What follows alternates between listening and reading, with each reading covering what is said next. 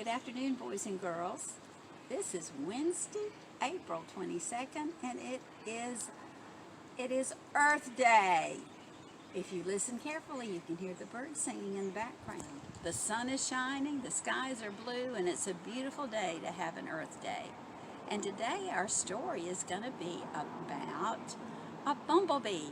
You know, bumblebees are everywhere in the springtime if you look around. We have honeybees, we have bumblebees, we have all kinds of bees.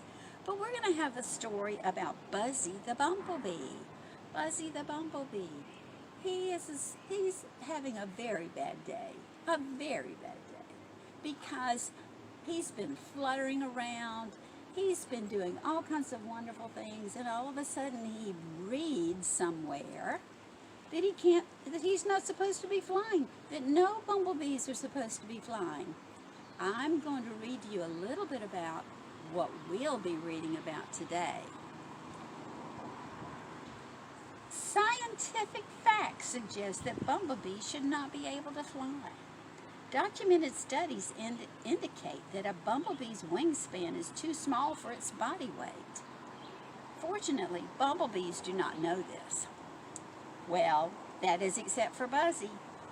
Buzzy is a fun-loving bumblebee. He loves to fly.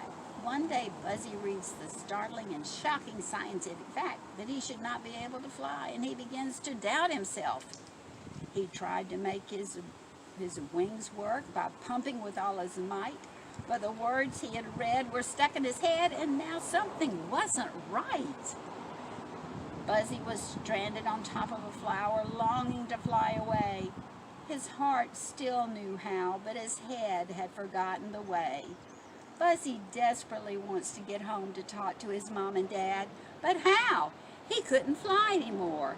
Come along on Buzzy's challenge, his challenge-filled journey, and discover what can happen when you believe. Let's go read the story about Buzzy the Bumblebee. Boys and girls of all ages, it is now time to start our story about Buzzy the Bumblebee.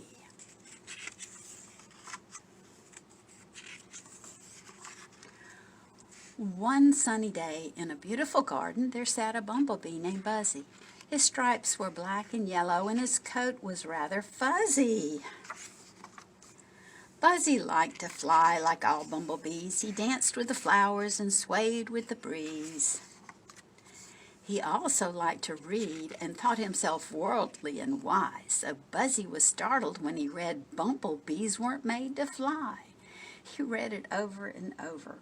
Bumblebees weren't made to fly, according to studies and research, and it went on to explain why.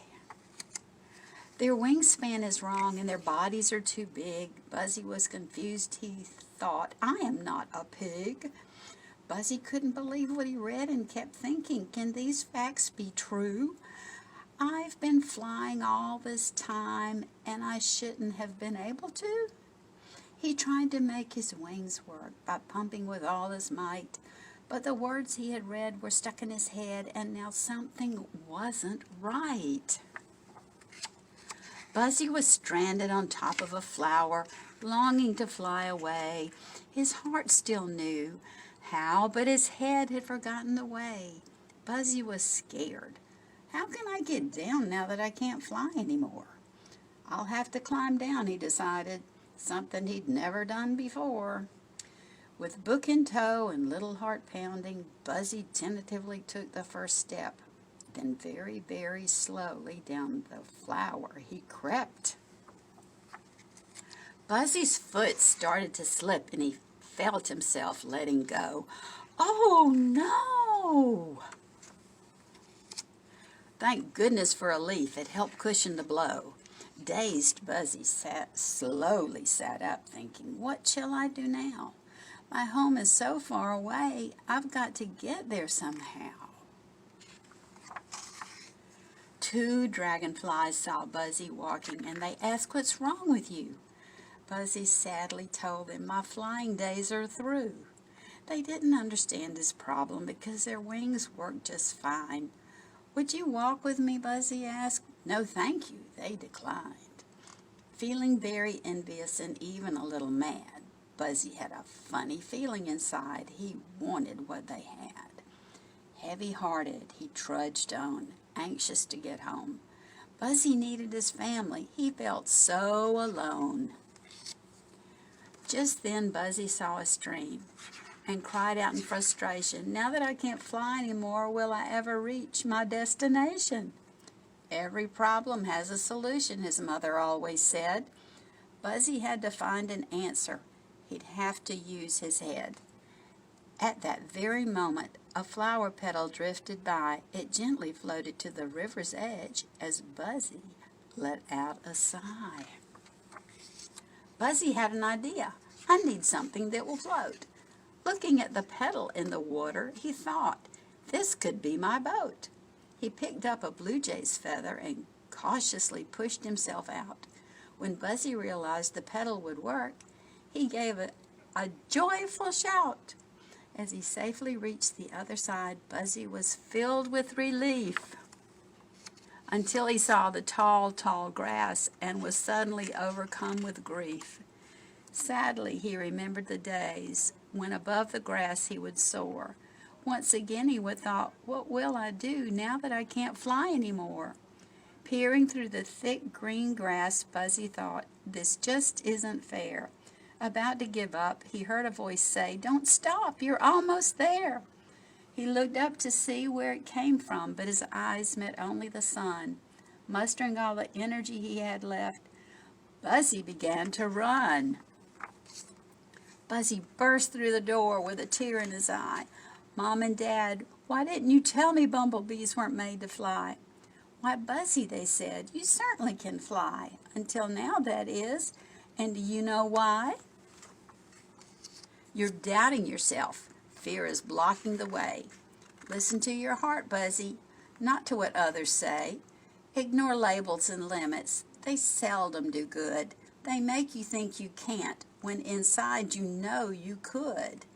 Buzzy thought about what they had said and knew his parents were right. It's belief in ourselves that helps us take flight.